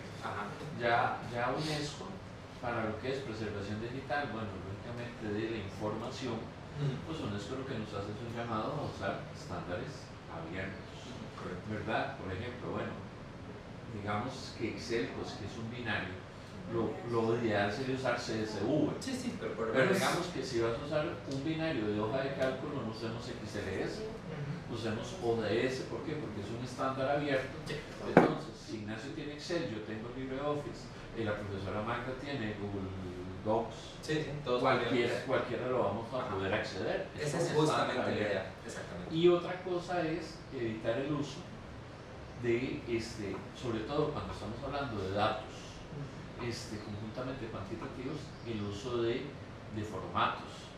Eliminemos símbolos monetarios, eliminemos negritas, eliminemos subrayados, no, simple y sencillamente números lo más plano y separador para decimales y ya está. No separemos miles, no separemos millones, sino a lo más decimales. Exactamente. Fuera símbolo monetario. Y eso sucede mucho con, digamos, datos que uno quiere acceder de presupuestos y cosas así. Tienen una hermosa tabla así con una letra, con el logo de la institución, Un borde y si pudieran hacerle las hormiguitas aquí, ¿te acuerdas? Que caminaban. De vuelta le contó uno que eran unas hormiguitas que caminaban. Pues si pudieran eso, le ponen las hormiguitas. O sea, y eso evidentemente dificulta a la hora de trabajar con los datos porque hay que limpiarla, estructurarla antes de usarla. Sentencia del 2017, la administración debe suministrar la información de naturaleza pública en formatos que permitan el libre acceso y utilización de los datos, de forma que no exista necesidad para el administrador contar con contraseñas para proteger la información de su interés. Ahora bien, esto tiene un voto salvado de un señor de clase media que dice: estimo que en algunos casos, por la naturaleza de los datos, aunque no sean sensibles o de la intimidad, pueden existir motivos para mantener ciertas limitaciones a los datos ante la amenaza de que puedan ser sometidos a una alteración o manipulación. La administración debe señalar fundadamente las razones de las restricciones de forma que bajo algunos supuestos, según el caso, puedan existir restricciones que limiten el uso de la información. Vamos en orden a los principios. 1. Las limitaciones tienen que estar por ley, ¿verdad? Ok, es justamente para evitar esto. Que alguien diga, es que a mí me parece. No.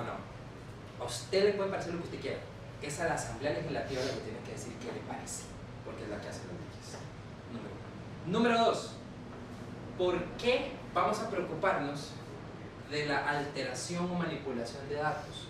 Separemos claramente. Si de lo que se trata aquí es de que alguien va a ingresar a los sistemas informáticos de la universidad, por decir, ¿ok? Y va a cambiar, bueno, lo que yo siempre quise, entrar a los sistemas de la facultad de Derecho y cambiar las notas, magnífico. Ese es un tema de seguridad informática, ¿ok? No es un tema de acceso a la información, es un tema de seguridad informática. Ahora, si de lo que se trata es de que del documento que yo tengo lo voy a cambiar, ¿ok? Justamente en el Poder Judicial, yo les hice la pregunta, ok, entonces si yo descargo el presupuesto nacional, digamos, y donde dice el Poder Judicial, yo pongo Ignacio Alfaro, paso a la tesorería por mi cheque. Dígame si es así de fácil, porque yo cierro ya el bufete y pongo por mi cheque y me no, ¿verdad? No es tan sencillo. ¿Por qué? Porque hay un original en la tesorería que dice, no, esa no es la versión autorizada. Perfecto. Devolvámonos 200 años. Si yo cito que en un libro dice algo, yo podía ir a buscar el original y decir, no, está mintiendo, ese libro no dice eso. ¿Okay? Al día de hoy, si yo descargo un documento, lo altero, siempre está el original para chequearlo. Si el original está publicado. Regresemos a la historia de Otto Guevara y los salarios. ¿Por qué no podíamos corroborar si Otto o la Nación mentían? Porque la universidad no publicaba en ese tiempo su planilla. Porque si lo hubiera publicado, hubiera sido muy sencillo desmentir las famosas mentiras, si es que era así, viendo el original. Entonces, así como ese temor es un temor infundado, también hay un temor en cuanto a los temas, por temas. Don Fernando igual sostiene de que considero que el criterio de la mayoría requiere algunas excepciones calificadas, como por ejemplo los salarios pagados a los funcionarios públicos. De nuevo, no hay soporte, prueba que realmente sustente de que si publicamos los salarios de las personas en la función pública están en un mayor riesgo del que estarían sin que fuera publicado, ¿ok? Porque esa es la relación, ¿verdad? Si los índices de criminalidad se han deteriorado y empiezan a secuestrar personas, No será porque están los salarios publicados. ¿Okay? 1. 2. Recordemos que las excepciones, volvemos a lo que tienen que estar por ley.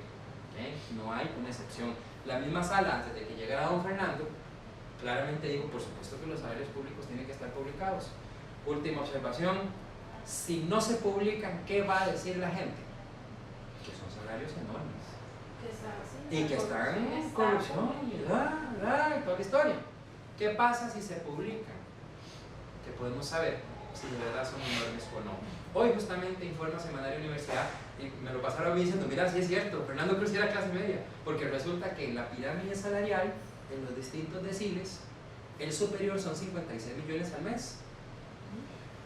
Yo quisiera saber si alguien en la función pública gana 56 millones al mes. Yo eso quisiera saberlo, sinceramente. ¿Sí qué? Una autónoma, me preguntar el presidente del MIDICE, el gerente del COPE y Alejandro. Pero es que allí se dice que sus datos son confidenciales. Posiblemente. Vamos, ¿verdad? Si gana, Okay. 2018, se ordena a Roberto Villalobos Flores, director del Instituto Meteorológico, entregar esta información, implementar en su lugar formato abierto que permite ingreso, visualización, almacenamiento, descarga, impresión y conversión de los textos mediante la utilización de software que permita su transformación. Esto ya casi dice manipulación, ya estamos cerca de que sientan confianza suficiente como para decir manipulación. De momento dicen transformación.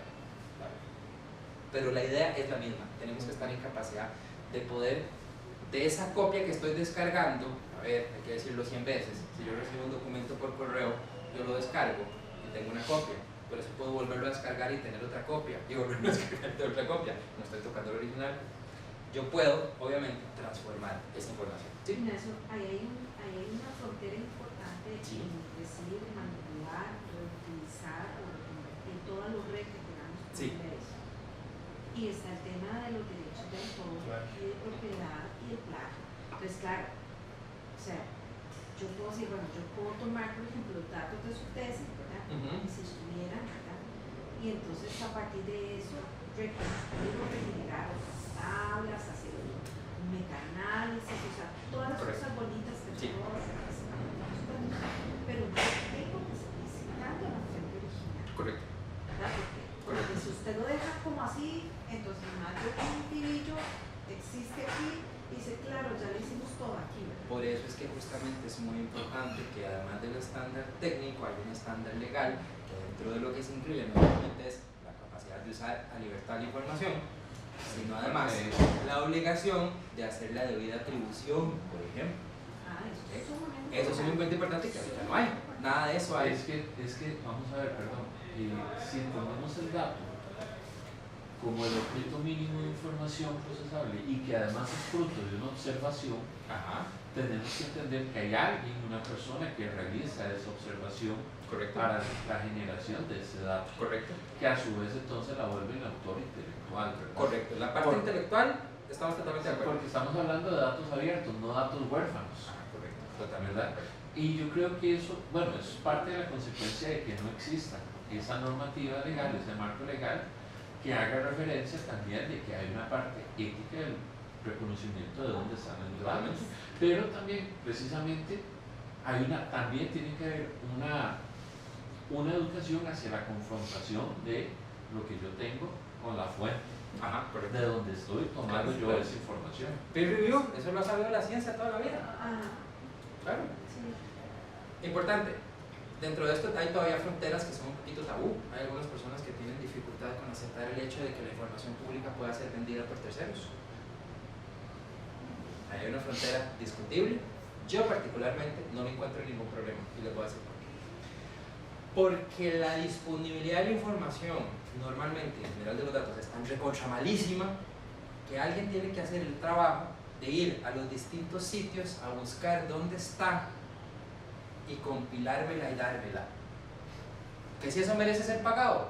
Pues sí, claro. Pero eso es otra cosa, Ignacio. Estamos hablando de... Bebe, todavía hay frontera.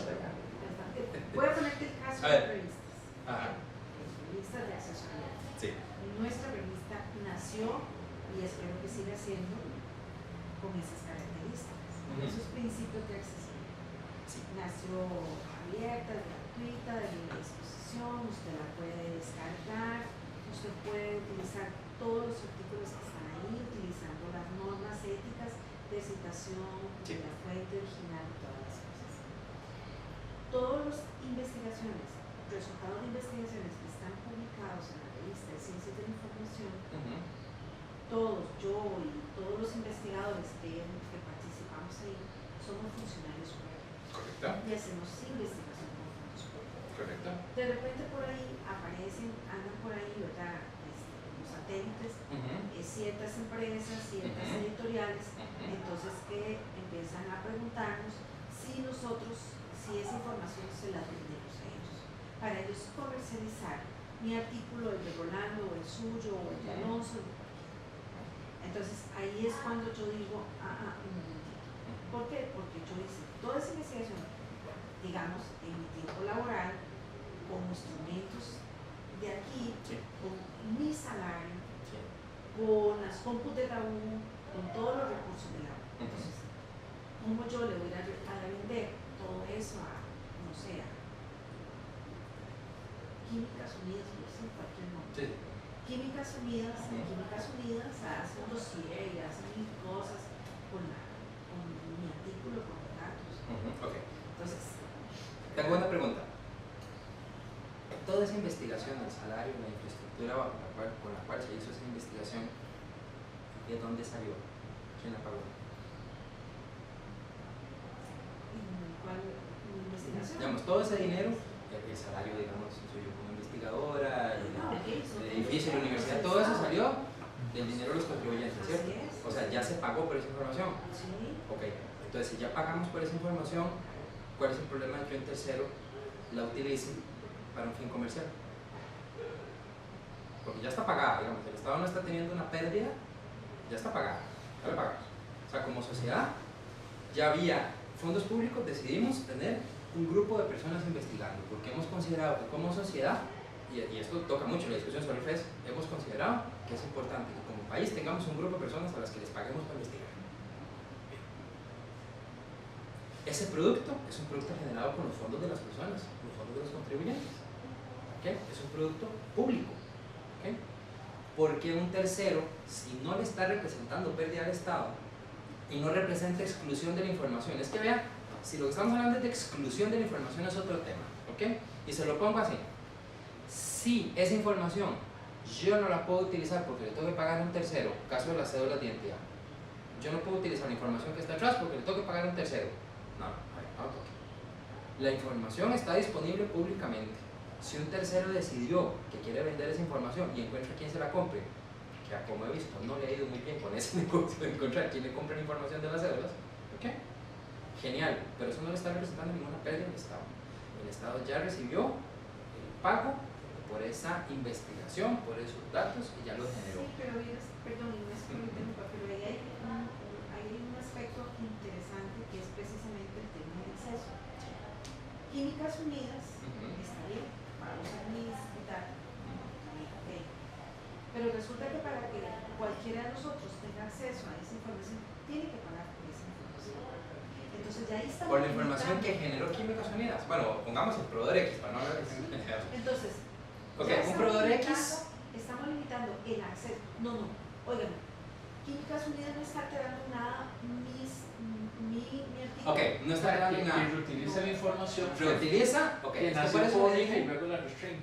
Es que ese es un tema diferente. Es que eso es lo que hace la servicio de información. No, ese es un tema, perdón, ese es un tema diferente. Sí, ¿Okay? yo pensé. Si hay un bloqueo y estamos convirtiendo la información que era pública en privada, eso es otra historia. ¿Ok? Mi punto es que sigue siendo pública. ¿Ok? Pero yo decido utilizarla para un fin comercial sin exclusividad. Desgraciadamente aquí tenemos un gran problema en muchas personas de nuestras clases empresariales y comerciales de este país que no saben hacer un negocio si no es a partir de un privilegio. Y eso está muy mal, tienen que aprender a corregirlo. Sí, la información está disponible y nadie va a quitar que esté disponible. El punto es que yo estoy bajándola y dándosela a usted. Si encuentro quien me pague, genial. ¿Por qué? Porque tal vez es una persona que no tiene computadora o no sabe entrar al sitio. Perdón, tal vez es similar. El problema es la exclusión. Cómo funciona la licencia de software libre. La licencia de software libre establece que yo puedo tomar un software libre, modificarlo y comercializarlo, pero yo no puedo legalmente quitarle al producto que yo genere la característica de libre. Exactamente. Es decir, que si por ejemplo, si la profesora Magda hace un programa, ella lo hace libre, publica su código, correcto. yo lo tomo, Yo no lo puedo mejoro tomarlo y luego registrarlo. y hago la segunda versión y lo comercializo, pero igual, si ella me pide el código, O yo cualquier no tercero. puedo, o un tercero, yo no puedo negarme ¿Estamos de acuerdo? a brindar el código porque, es decir, no le puedo eliminar en ningún paso la característica de accesibilidad y de que sea libre. Exactamente desde el punto. El problema, por eso le digo, el problema es que hemos entendido que uso comercial equivale a privilegio. No, no señor. Equivale a generación de valor. Si usted logra generar valor y encuentra a alguien que se lo pague, genial, pero esto sigue siendo un recurso público. Es como una banca de parking. ¿Ok? Yo puedo perfectamente decirle a alguien que voy a estar sentado en una banca del parque contando historias y cobro por eso. No me entiende por qué la municipalidad cobra por el uso de la banca. Pero yo no puedo llegar y poner unos conos y decir, esta es mi banca. No, no es su banca. Si el día que yo llevo a contar cuentos, está la señora que vende chances primero, bueno, ahí, sorry, papito, se pasa para la banca a la par y fin de la historia. El recurso sigue siendo público y sigue teniendo que estar disponible. Pero eso no quita que el tercero lo pueda utilizar El problema para es generar valor privado. el otro escenario. ¿Sí? El escenario B. Eso es lo que hacen las industrias. Pues eso está muy mal. Pues está muy mal. Claro. Pero miras que las malditas se blindan muy bien y miras que difícil. Porque ha sido difícil quebrar esas Claro, empresas. se blinda muy bien porque no tenemos, además del estándar técnico, un estándar legal que diga que la información es pública y así como los bienes públicos son imprescriptibles, ¿cierto? Sabemos que los bienes públicos, yo puedo vivir 40 años en un terreno público que en algún momento el Estado llegue y dice, lo siento, esto es mío, chao, no tengo capacidad de adquirir por el paso del tiempo. Bueno, la información pública debería ser también un bien de mañana, así de sencillo, pero no tenemos un marco legal para protegerlo. Que lo que nace público seguirá siendo público. Bueno, No, sí. vamos. ¿Qué publicar? Todo, excepto secretos de Estado, temas de privacidad e intimidad, que no sea de interés público o que haya una ley especial que lo proteja, porque las excepciones son por ley, porque va a ser lo mismo. Esta es la tendencia. Nueva York, Estado de Nueva York, ley del Estado de Nueva York, todo dato generado por el Estado debe ser publicado en el portal web único para el 31 de diciembre de 2018. Se acabó la historia, fin, todo tiene que estar en el portal. Esa es la tendencia hacia donde vamos. Por eso necesitamos, además de la ley de acceso a la información, protección de datos, y no solo protección del dato, sino protección del uso que hagan luego con esos datos. ¿Okay? No tenemos realmente una conciencia clara sobre el tema de privacidad. Sé que Roberto lo habló, entonces va a pasar así rapidísimo, nada más, recordándoles la caricatura de los dos chanchitos conversando en la granja, que siempre traigo esta colación. Son dos cerditos conversando, uno le dice al otro, me encanta esta granja, es súper genial. Y el otro le dice, claro, hasta la comida es gratis, creo que me voy a quedar aquí. Si usted no paga, usted no es el cliente, usted es el producto de alguien más. ¿Okay? Facebook, redes sociales, en general Twitter, todos los servicios gratuitos. ¿Usted no está pagando? Sí, por algo no está pagando. ¿Okay? Si usted no paga, usted no es el cliente. ¿Okay? Es el producto de otro cliente. Derecho de protección, artículo 24. Los chanchitos Es un éxito, ¿verdad? Artículo 24 y 28 y en instrumentos internacionales el tema de privacidad en general se trata de ponerle un límite al Estado y de cuidar mi espacio personal. Porque el Estado tiene que generar confianza, pero es un instrumento y al fin y al cabo es un leviatán que va a tratar de tragarme, entonces dejémoslo por ahí, ¿verdad? Ley 8968 es lo que tenemos básicamente, que señala la separación entre datos personales, que es cualquier dato que yo pueda ligar a una persona. La cédula, ¿por qué? Porque lo puedo ligar al número 108730149 a mí, esa es mi cédula. Datos personales de acceso irrestricto, lo que decía del registro público, ¿sí? ¿Cuántas propiedades tengo? Sí, no, etcétera. Datos personales de acceso restringido, mis notas. Aquí está en una base de datos que es pública evidentemente, pero no es de acceso de cualquier persona. ¿Okay? ¿Por qué? Porque es mi expediente, el expediente médico, inclusive, perdón, el expediente médico no, es otro caso. Aquí ya pasamos a los datos sensibles. En los datos sensibles tenemos información relativa, dice, al fuero íntimo de la persona, por ejemplo, origen racial, opiniones políticas, convicciones religiosas o espirituales, información biomédica, genética, vida y orientación sexual, entre otros. ¿okay? Cualquier cosa que pueda poner en peligro mi, digamos, intimidad. ¿Okay? Esos son datos sensibles que no deberían ser publicados. ¿Cómo se soluciona eso? Bueno, uno, con el consentimiento informado. Todas las personas que recojan datos personales tienen que asegurarse de que el titular de esos datos, o sea, la persona, ha dado un consentimiento informado. Ayer me llamaron de Scotiabank, y lo digo porque me molestó mucho, y me dicen, es que lo llamamos porque usted tiene una duda y le queremos responder. ¿Qué está hablando?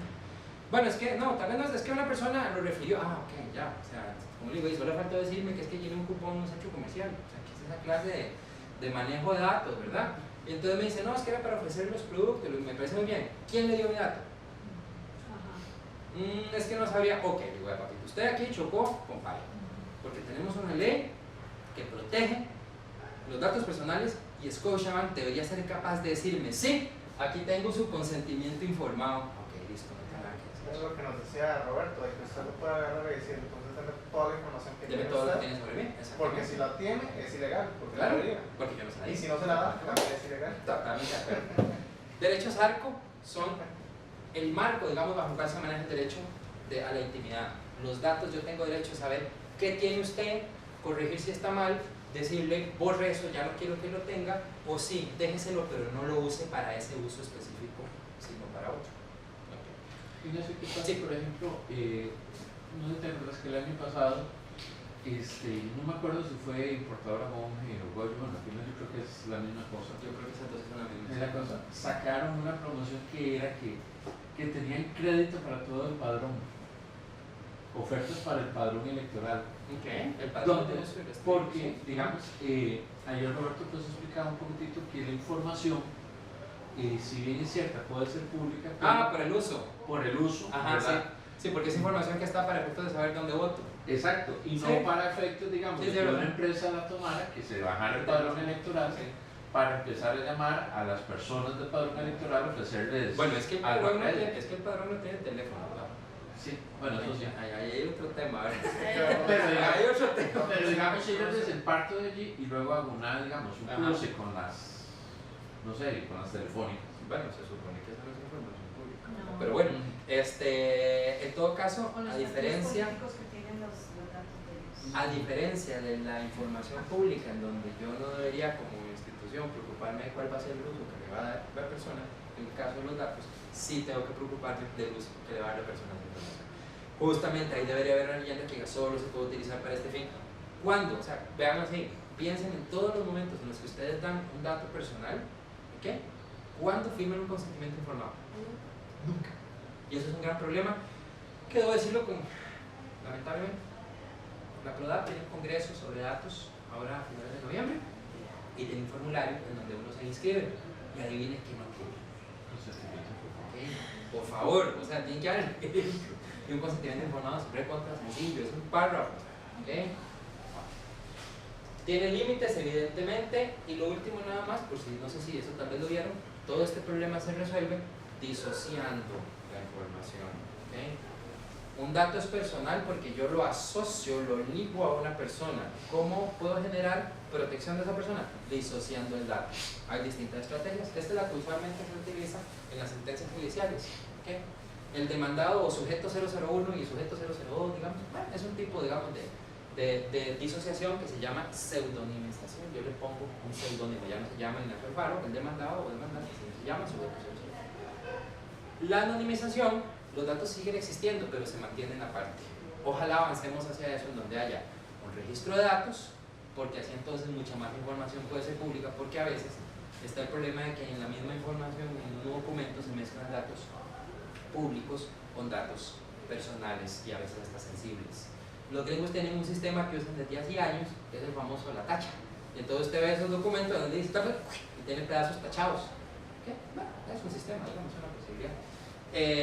Obviamente esto abarca también el proceso de preanonimización, o sea, desde que yo estoy generando esa información, como parte de ese aprendizaje en el flujo de la información, yo debería generarla de forma que luego no me quede súper difícil anonimizarla. Otra forma, aleatorización. Yo añado ruido, en vez de decir una persona que mide 1,71 m, digo entre 1,70 m y 1,80 m. ¿Okay? Hago un rango. O bien,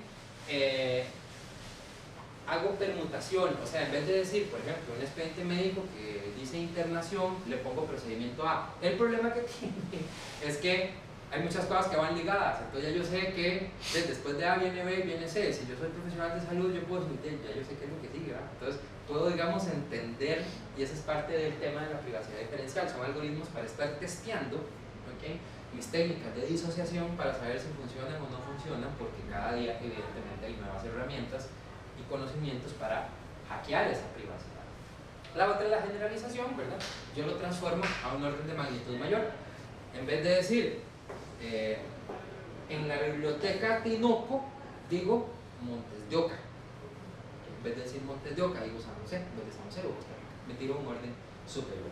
O, bien, digo, en vez de un día, digo en la primera semana del mes en la última semana del mes de octubre. ¿Okay? Son distintas estrategias para proteger esa anonimidad, esa privacidad o esa intimidad que tiene que protegerse, y que no basta con solo no poner el nombre. ¿Okay? Evidentemente es mucho más complejo, que es parte, digamos, de muchísimas herramientas que no se están, siento yo, generando desde la función pública, justamente para esa gestión de la información. Entonces, les voy a dejar en la presentación, porque sé que ya estamos en lo último, los mecanismos para el ejercicio. La actividad, digamos, si tal vez hubiera habido más gente, pensaba que podemos hacer alguna actividad como de pensar en qué información necesitamos, cómo la podemos solicitar, ¿okay? La forma de solicitarla son pasos muy sencillos. Primero tengo que pensar qué es lo que quiero, dónde está, quién la tiene. Buscar en el sitio web, no está en el sitio web, ok, hago una petición, por favor escrita, tratemos de evitar el correo electrónico en la medida de lo posible. Yo sé que es muy cómodo y todo, pero después cuesta pelear. ¿Okay? Aquí en la presentación hay más sobre mecanismos de acceso y consejos sobre cómo redactar una petición. ¿Okay? Tengo que saber qué es lo que estoy pidiendo. Muchas peticiones lamentablemente se rechazan porque no está claro qué es lo que quiere la persona. ¿Okay? Darle seguimiento. Sí, de verdad hay que llamar a la institución. Mire, usted recibió mi nota, ¿quién la tiene? O sea, darle seguimiento. ¿Okay? La administración pública es muy compleja. Si respondieron mal, regresar hasta que me respondan bien, y si ya finalmente no me respondieron, antes de plantear el amparo, sentarme a hablar con la administración, mira qué fue lo que pasó, porque a veces es como, a mí me pasaba que me dicen, mira, te voy a decir la verdad, no la tenemos. ¿Okay?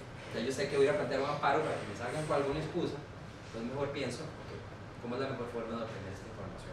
O me pueden decir perfectamente, como me lo dijeron en esa ocasión, mira, está en Lotus y nadie sabe cómo sacar esa información. A veces es que no entienden, a veces la persona a cargo está de vacaciones, ¿okay? Hay muchas circunstancias que pueden ocurrir. Y la actividad era, pues eso, elegir un tema, digamos, que a ustedes les interesara, buscar qué información necesitaran, cuál información les falta, dónde podría estar, y que se armaran en grupos para decir, bueno, ¿quién va a conseguir esta información, quién la otra? Porque si es una tarea, digamos, pesadita, ¿verdad? A veces. ¿Qué hacer con la información una vez que lo obtienen y si son datos? Por favor, investigar, compartir, construir, educar, combinar, usar, utilizar. Todos estos son los verbos que describen el acceso abierto. Usémoslo, estamos generando un conocimiento muy valioso a través de los fondos públicos. Usémoslo. Y por supuesto, usémoslo también para participar como ciudadanos. Tratemos de subir, evidentemente, al piso sexto, pero por lo menos tratemos de llegar a alguna de las escaleras, de los peldaños de esta escalera. Desgraciadamente la mayor parte de las participaciones, no sé si ustedes vieron, ahora se consultó el Plan Nacional de Desarrollo. ¿Alguien participó de esa consulta? Vea, yo creo que estaba como aquí, como entre estos dos. Era súper cerrado. Yo escogí unos ejes, otros no, realmente no conozco el documento. Una participación muy extraña. Al final hacía un consejo, digamos, yo tenía posibilidad de escribir una recomendación y ya, no sé qué pasó con eso. ¿Okay?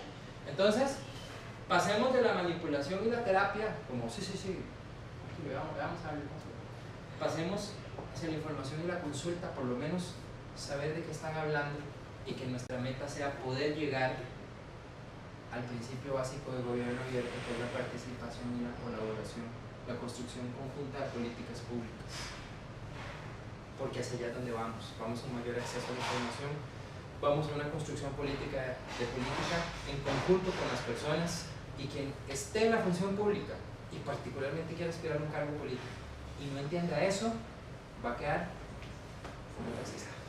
La tiene perdida. Hoy o mañana la tiene perdida frente a Uber, desgraciadamente. Así de sencillo. Entonces hay que entender que el mundo camina y camina hacia adelante, hacia la modernidad y sobre todo hacia la transferencia de poder hacia las personas. Y eso es irreversible en este momento, posiblemente después será distinto. Cierro con recordar la importancia de por qué necesitamos una ley de acceso a la información, para que haya una mayor facilidad de acceso, más información y datos de publicación oficiosa, porque esto está pidiendo un montón de cosas que ya deberían estar publicadas. Ahorrémonos tiempos, y ya saben, hablar con la oficial de acceso a la información del Poder Judicial de El Salvador, cómo hacen ellos sus políticas de publicación y sobre qué rinden cuentas, sobre lo que la gente les pregunta. Parece sencillo, ¿ah? Sí. ¿Qué? Una cultura de participación, no tenemos adecuadamente afincada una cultura de participación y mucho menos de participación informada, es todavía más difícil. Un mejor régimen de sanciones necesitamos en la ley y necesitamos que haya un órgano garante. Yo sé que esa es toda una discusión de presupuesto, pero en los países donde tienen un buen acceso a la información pública, caso particular puedo conocer el ejemplo de Chile y México con sus enormes dificultades y su variedad y polarización tan tremenda como es ese hermosísimo país, tiene el Instituto Nacional de Acceso a la Información Pública, que es una labor re importantísima de acceso a la información. Si no hay un órgano garante, es una ley más que se queda en el papel.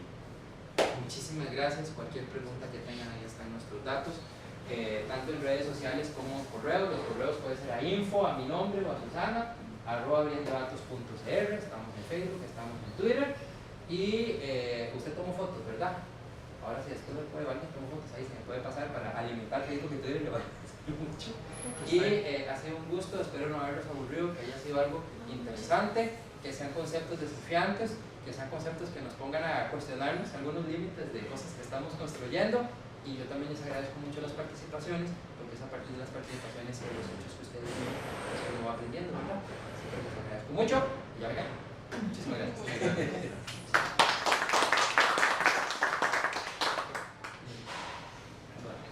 Muchas gracias, Ignacio, por la participación. Con esto cerramos esta jornada, ¿verdad?, de 3 días, con temas que definitivamente se nos queda mucho en el tintero, ¿verdad? Yo hablaba ayer con Roberto y se lo comentaba a Ignacio que ayer mismo, en medio de la conversación, surgieron cosas que podemos hacer en bibliotecas, aprovechar estos espacios, porque, bueno, definitivamente, como se ve ahora, nosotros estamos tal vez en una posición de haber accedido a una educación, de haber accedido a una formación, pero que hay también una población muy, muy importante que podría tener autodeterminación a partir de que tenga acceso a la información, pero que también sepa cómo gestionarse en información, qué hacer con la información, ¿verdad? Que no es lo mismo que yo venga y le diga a una persona, no, a usted lo que le sirve es esto, sino que sea la persona la que determine de una forma libre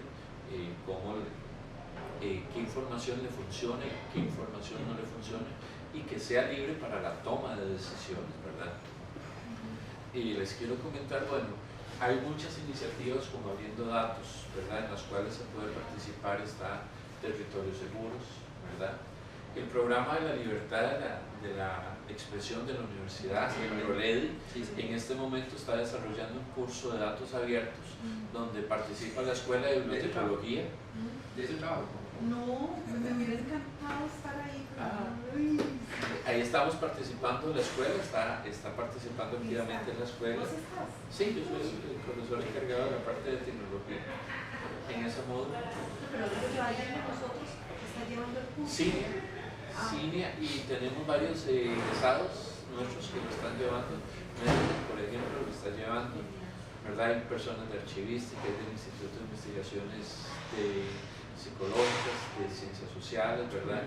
Ahí está participando Ignacio, es decir, hay como, no son como 3 patas, son como varias patas. No, sí, un grupo muy bonito. Nos ha costado mucho a veces entre nosotros coordinar porque los tiempos han sido complejos, pero bueno, nos dimos cuenta que muchas personas se quedaron por fuera, que también están interesados, para que, digamos, desde la universidad tengamos un acercamiento no solamente práctico, sino también un acercamiento teórico.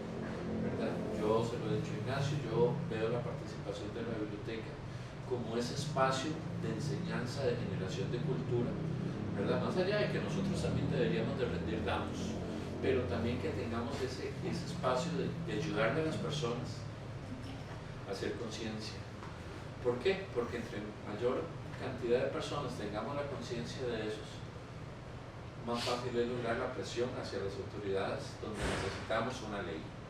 No es lo mismo que seamos nosotros que lleguemos a la Asamblea Legislativa con una petitoria de necesitamos una ley, a que sea un grupo mayor de personas, a que hagamos valer este derecho, ¿verdad? Sí, tal vez se me permiten agregar algo ahí a propósito de que hay una gran urgencia. La semana pasada participé en una reunión interregional donde estábamos 56 países del mundo en la ciudad de Panamá, y eso estaba ligado a una recomendación de UNESCO con relación al patrimonio conservador del patrimonio. Pero uno de los temas principales para poder detonar muchas otras cosas a nivel de políticas públicas del país, de cada país que estamos, precisamente salió a reducir la ley de acceso a la información.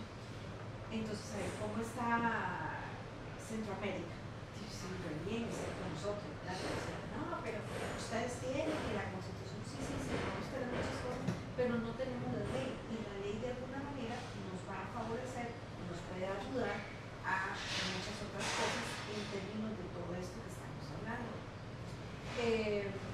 Y entonces, bueno, nos dejamos una tarea, nos digo los que estamos en Comisión Costarricense de Cooperación con UNESCO, Comité Nacional de Memoria del Mundo, la gente de la Oficina Municipal de UNESCO, que hay que ver qué está pasando en la Asamblea Legislativa con la persona, no sé quién es el que lleva, si es la de asuntos, el diputado de Asuntos Culturales, o quién es el que lleva, digamos, quién tiene que ver el expediente y eso.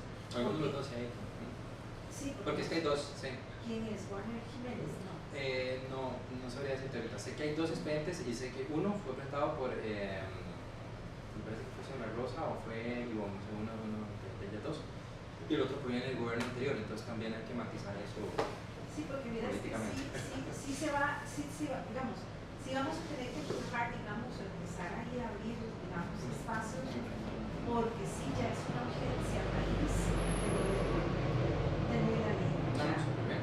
En lo que les podamos ayudar, encantadísimo, ¿verdad? Máxime que yo conozco a la gente de la Comisión de Cooperación de UNESCO, estuve hace muchísimos años por otras razones antes de conocer todo eso en la boca, entonces conozco muy bien a la gente ahí, entonces con muchísimo gusto en lo que les podamos ayudar, encantadísimos. Y sí es importante porque, como mencionaba Ignacio al inicio, el tenerse a la cuarta no es el mecanismo, porque es como que le digan a uno, bueno, ya se enfermó, ahora sí tómese la medicina, cuando uno no debería tener que enfermarse para tener que acceder a un medicamento, sino que uno debería tener la parte preventiva, ¿verdad?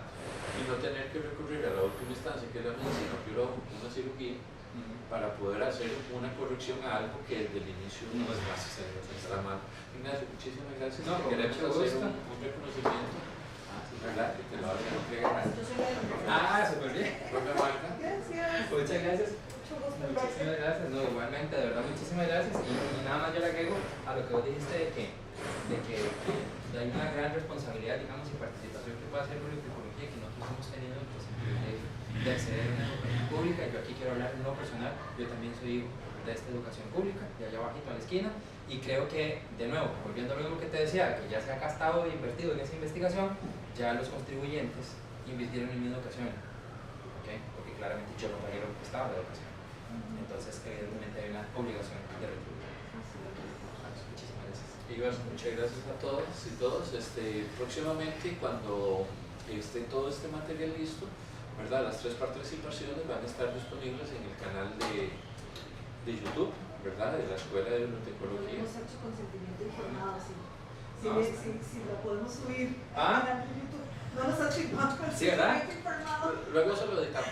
Pero ahí tenía la licencia al principio de la presentación. Sí. Pero la licencia del documento. Bueno, muchísimas gracias a todas y todos. Podemos pasar a Muchas gracias.